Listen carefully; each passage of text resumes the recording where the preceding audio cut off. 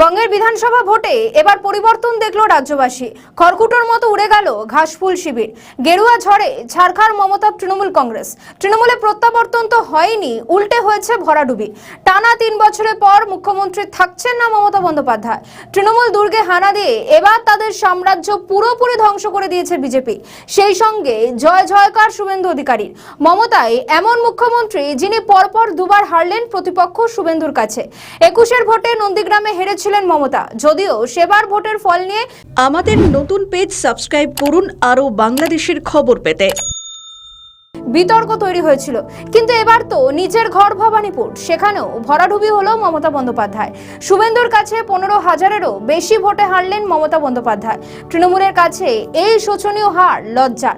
রাজনীতির কারবারিরা বলছেন অধ্যত্ত, দুর্নীতি, মিথ্যাচার, শিল্পের খরা, তোলাবাজি, সিন্ডিকেটের একচাটিয়া চাষ, মাফিয়ারাজ তৃণমূলের হারের পিছনে এগুলোই বড় কারণ।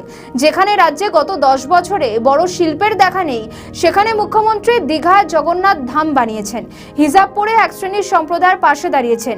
দুর্গাপুজোয় বছর বছর বেড়েছে অনুদান। যেখানে বেকারত্বের গ্রাফ রাজ্যে বেড়েছে হু হু করে, সেখানে ভাতা দিয়ে মুখ বন্ধ করার চেষ্টা হয়েছে।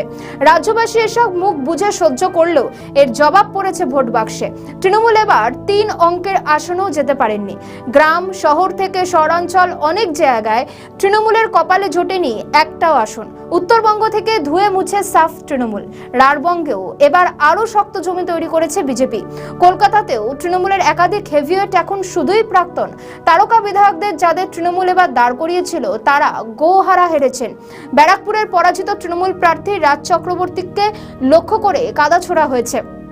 তৃণমূলের খেলা হবে স্লোগান এখন চুপসে গিয়েছে। 25শে বৈশাখ রাজ্যে নতুন মন্ত্রিসভার শপথ, জোর চর্চা নতুন মুখ্যমন্ত্রী কে হবেন তা নিয়ে।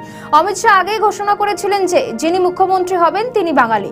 স্বাভাবিকভাবে মুখ্যমন্ত্রিত্বের দৌড়ে এগিয়ে রয়েছেন জয়ের নায়ক শুভেন্দু অধিকারী। আগামী দিনে তিনি যদি বাংলার পরবর্তী মুখ্যমন্ত্রী হন, তাহলে অবাক হওয়ার কিছু নেই। অবশ্য এই দৌড়ে এগিয়ে রয়েছেন শ্রমিক ভট্টাচার্য, বাঙালি বিজেপি নেতা হিসেবে দীর্ঘদিনের অভিজ্ঞতা। বর্তমানে বিজেপির রাজ্য সভাপতি শ্রমিক, অসাধারণ বাগ্মীয়। মুখ্যমন্ত্রীর দৌড়ে রয়েছেন জয়ী বিজেপি প্রার্থী স্বপন দাশগুপ্ত। দাবি উঠেছে উত্তরবঙ্গের জন্য উপমুখ্যমন্ত্রী করা হোক কাউকে। কে মুখ্যমন্ত্রী হবেন তা নিয়ে অবশ্যই সিদ্ধান্ত নেবে বিজেপির কেন্দ্রীয় নেতৃত্ব। অমিত শাহকে এর দায়িত্ব দিয়েছে দলের হাইকমান্ড। বাংলার তৃণমূলের এই হারের কি প্রভাব পড়ল ওপার বাংলায়? সূত্রের খবর, বিজেপির এই জয় অত্যন্ত তাৎপর্যপূর্ণ বাংলাদেশে। প্রশ্ন, তিস্তা চুক্তির জট কি কাটবে এবার?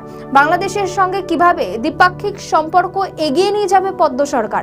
নাকি বাংলাদেশ প্রশাসনের সঙ্গে নতুন কোনো বিরোধ বাঁধবে বিজেপির? সীমান্ত অনুপ্রবেশ কি আরো মাথাচাড়া দেবে? উত্তর জানা যাবে আগামী দিনে। আমাদের নতুন পেজ সাবস্ক্রাইব করুন আরও বাংলাদেশের খবর পেতে।